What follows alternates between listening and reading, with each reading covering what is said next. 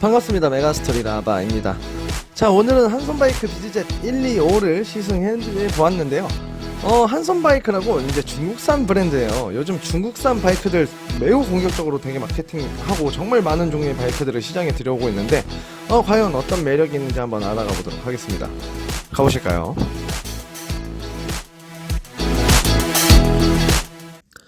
자, 우선 디자인을 볼 건데, 우선 비즈젯 125라는 스쿠터가 상업용으로 컨셉을 잡고 나온 바이크인 것 같은데, 정면을 보시면 그냥 일반적인 125cc, 즉 그냥 저렴한 스포츠 스쿠터 형태를 하고 있습니다. 정면 헤드라이트가 핸들과 일체되어 있고요. 핸들 조향에 따라 라이트가 움직이는 형태인 걸 볼 수 있겠네요. 그리고 바디에 방향지시등이 위치하고 있습니다. 라이트와 방향지시등을 조금은 날카롭게 이렇게 디자인되어 있음을 볼 수 있겠네요. 사이드로 넘어오면 이 바이크의 가장 큰 장점을 볼 수 있는데, 우선 발판이 제가 지금까지 본 바이크 중에서 가장 큰 사이즈가 아닐까 합니다. 정말 넓다 못해 광활해요. 여기 정말 웬만한 과일 박스 같은 거는 별 부담 없이 막 실어 나를 수 있을 것 같아요. 이게 사실 SYM사의 와이드 에보, 지금은 이제 와이드 스타라는 스쿠터를 모방해서 만든 것 같긴 한데, 모방은 성공의 지름길이라고 하니까요. 아무튼 발판 정말 넓고요. 정말 큰 걸 볼 수 있어요. 아마 이게 지금 모든 바이크 중에 가장 큰 발판을 가지고 있는 게 아닐까 싶어요. 시트가 텐덤석과 별개로 1인승으로 만들어져 있음을 볼 수 있고요. 정말 작은 사이즈인 걸 알 수 있겠습니다. 텐덤 시트는 탈거가 가능하고, 탈거 후엔 바로 또 짐을 실을 수 있는 이렇게 편안한 공간을 주고 있겠네요. 그리고 사실 이 텐덤 시트를 90도로 또 세워가지고 등받이처럼 사용이 가능한데, 이건 조금 약한 것 같았어요. 후면으로 돌아오면 후면 디자인이 어디서 많이 본 듯한 디자인이죠. 혼다 벤리가 정말 너무나 연상되는 디자인이고, 어떤 멋을 막 부리려고 하지 않고 정말 단순 심플하게 디자인되었음을 볼 수 있겠네요. 전체적인 디자인이 딱 봐도 사이즈가 상당히 작고, 어떤 캐릭터 라인을 막 넣거나 장식을 하거나 뭐 그렇지 않았어요. 최대한 저렴하게 만들려고 한 게 보이지 않나 싶습니다. 카울 도색 도료도 정말 너무 플라스틱인 것 같아 보이고요. 도색도 정말 너무 저렴한 걸 사용했네요. 핸들은 사용감이 크게 나쁘지는 않았고요. 버튼들이 적당한 사이즈들이라 사용하는데 불편함은 없었습니다. 버튼 조작 감도도 그냥 또각또각 눌리는 느낌, 나름 괜찮았어요. 계기판의 경우에는 예전에 이제 델리로드가 생각나는 계기판인데, 아날로그로 되어 있었고요. 은색 테두리를 둘러놨는데, 그나마 다행인 건 햇빛에 반사되는 부분이 조금 적어서 보는데 불편함은 많이 없었습니다. 가격대가 있어서 더 좋은 퀄리티를 바라면 안 되긴 하겠죠?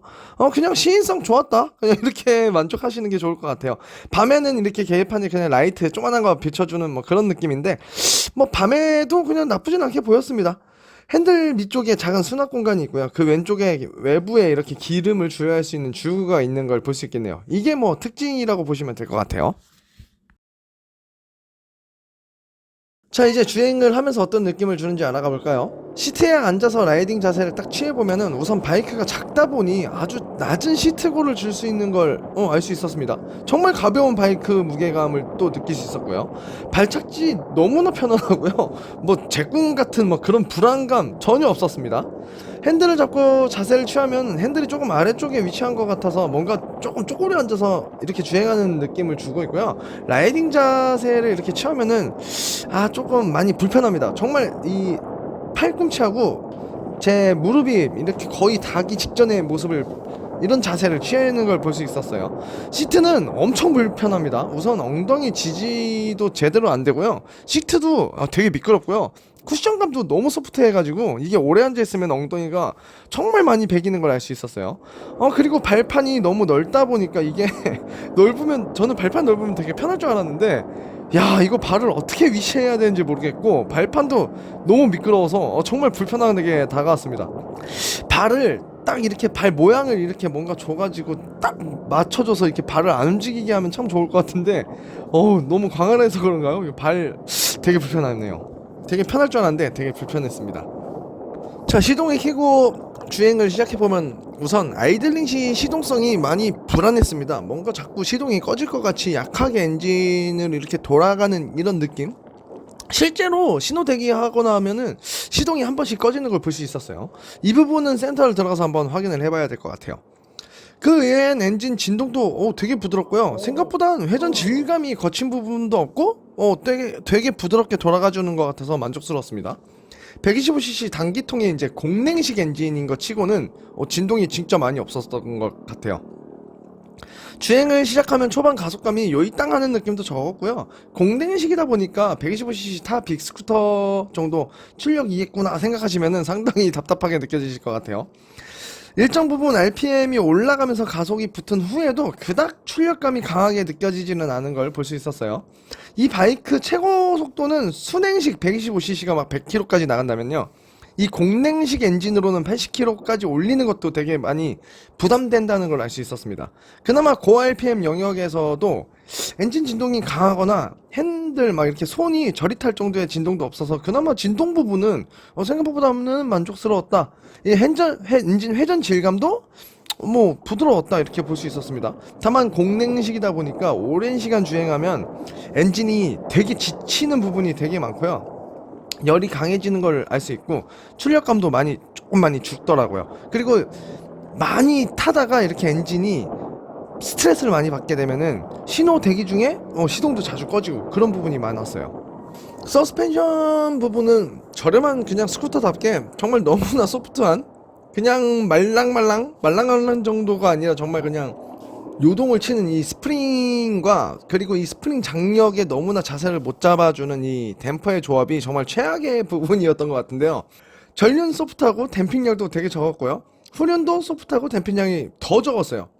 더 적은 걸 알 수 있겠네요. 중요한 건 댐핑이 너무나 역할을 못하기 때문에 그냥 잘 포장된 도로를 달릴 때는 잔진동이 조금 있다가 이렇게 느껴지다가요, 요철 방지턱 같은 거 넘을 때는 그냥 바로 요동을 칩니다. 더 중요한 건 바퀴 휠 사이즈가 워낙 작아서 이 작은 바퀴로 달리다가 작은 홈이나 막 이런 홈 파인 거 있잖아요, 도로 구간 보면은 그런 구간을 밟아도 충격이 엄청 크게 다가오는 걸 볼 수 있겠어요. 거기에 그냥 소프트한 서스펜션 세팅과 완전 저렴한 이 느낌의 댐핑, 이게 조합이 되다 보니까요, 정말 방지턱 조금 강하게 넣으면요 바이크가 요동을 칩니다. 방지턱 도입 시 충격 강하게 들어오고요, 탈출 시에 그냥 뒤뚱뒤뚱거리고 접지력도 바퀴도 작아서 그런가요? 뭐 이렇게 접지력이 아예 잡히지가 않기 때문에 너무 불안하고요. 그리고 허리도 되게 아프고 엉덩이도 되게 아프게 다가오네요. 서스펜션 부분은 정말 많이 불편했다, 이렇게 보시면 될 것 같았습니다. 자, 브레이크는 전륜 디스크, 후륜 드럼 방식인데 전 후륜 브레이크가 전부 많이 밀리는 걸 볼 수 있었어요. 전륜은 디스크인데도 너무 많이 밀려서 조금 많이 놀랐습니다. 오히려 드럼 방식인 후륜이 더 잘 드는 것 같아요. 그렇게 느껴질 정도로 브레이킹 이 감이 너무 약하고, 거기에 바퀴 사이즈가 작아서 접지량도 적다 보니까 브레이크는 너무 믿으면서 타시면은 안 될 것 같았어요. ABS는 뭐 당연히 없고요. 코너링은 우선 핸들이 워낙 가볍고 바퀴도 작아서 회전 타각이 상당히 좁고요. 거의 엄청 좁은 곳도 정말 획획 잘 돌아나가는 걸 볼 수 있었습니다. 저속에서 골목이나 요리조리 막 다니시기에는 걱정 없이 편하게 다닐 수 있었어요. 다만 고속 코너링 시에는 그 경우에는 바이크 무게감도 너무 가볍고요, 노면 접지력도 너무 없다 보니까 되게 위험하게 다가오고 무게중심으로 누워서 코너링 하기에도 불안감이 되게 컸었습니다. 서스펜션도 너무 덜컹거리다 보니까 고속 코너링 시에는 너무 취약한 부분이 많았습니다. 자, 우선 한손 바이크 중국산 이 스쿠터 BZZ 125를 시승해봤는데요. 우선 엔진 출력감이나 회전 질감은 타 기종과 비슷했고요. 생각보다 회전 질감이 부드러웠기 때문에 그냥 만족감이 조금 있었습니다. 다만 과연 얼마나 이 내구성이 좋을지는 좀 많이 지켜봐야 되겠죠. 실제로 아이들링 시 너무 불안정한 이 시동성 때문에 시동이 한 번씩 꺼지는 부분이 되게 아쉽게 느껴졌네요.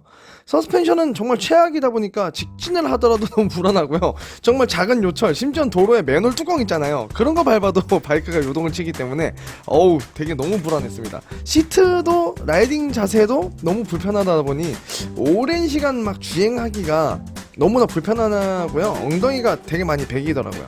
발판이 넓은 게 가장 큰 장점인데 발판이 넓다 보니 발을 어디에 둬야 될지를 모르겠고요. 이런 부분도 제가 생각했던 것보다 정말 다르게 다가오더라고요. 즉 이 바이크로는 자영업 하시는 분들이 정말 장을 많이 봐야 하고 뭔가 짐을 많이 실어야 하는 부분들이 있을 때, 그리고 그냥 짧은 거리 이렇게 이동할 때 사용하시면 좋을 것 같았습니다.